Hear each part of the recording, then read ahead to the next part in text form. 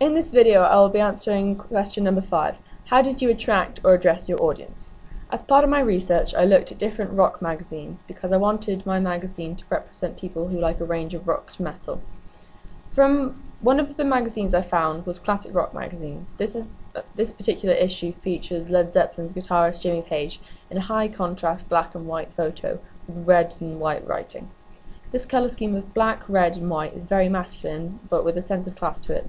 This would attract older males, but because I wanted to appeal to younger males, I used this colour scheme, but added blue as well, as blue is a stereotypical male colour. For my cover design, I used the colour scheme of black, white, red and blue, because as I previously said, these colours are stereotypically male colours. Also, these colours are eye-catching and more likely to grab a male's attention than if it was pink, white and light blue. Although my colour scheme was black, white and red and blue, I used an orange colour for the free CD sticker. This is so that it stands out from the rest of the magazine, as I wanted to exaggerate the free CD, as it is the main reason half the people I surveyed would buy my magazine. The fonts I used were block square fonts. For example, my masthead is in stencil SD. Generally for males, square fonts are more aesthetically pleasing than swirly, pretty fonts. Also, the added factor of the square-looking fonts all contribute to being very masculine. Plus, my masthead looks like a branding iron, and generally anything to do with branding, heat and flames is considered to be masculine.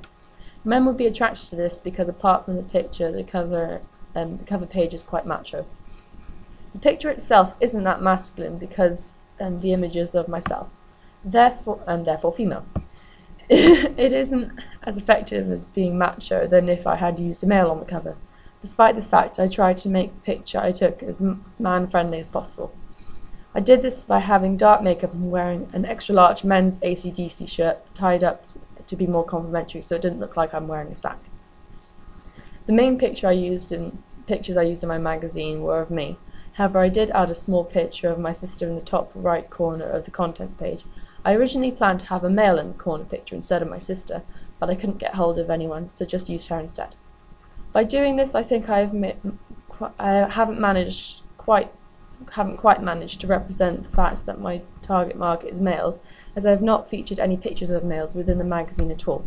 Despite this, I think that overall I have still managed to represent males of 18 to 25, with some of my stories, such as Max James's Exhibits All for Inferno, literally, isn't something you'd find in a female-based magazine.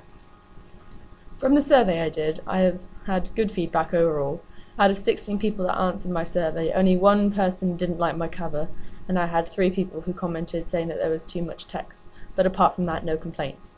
So if I were to change anything else, I would possibly decrease the size of the text to make it seem not too busy. However, saying this, 6 out of 16 people would buy this magazine for the title stories, so I don't think that the text is too much of a concern.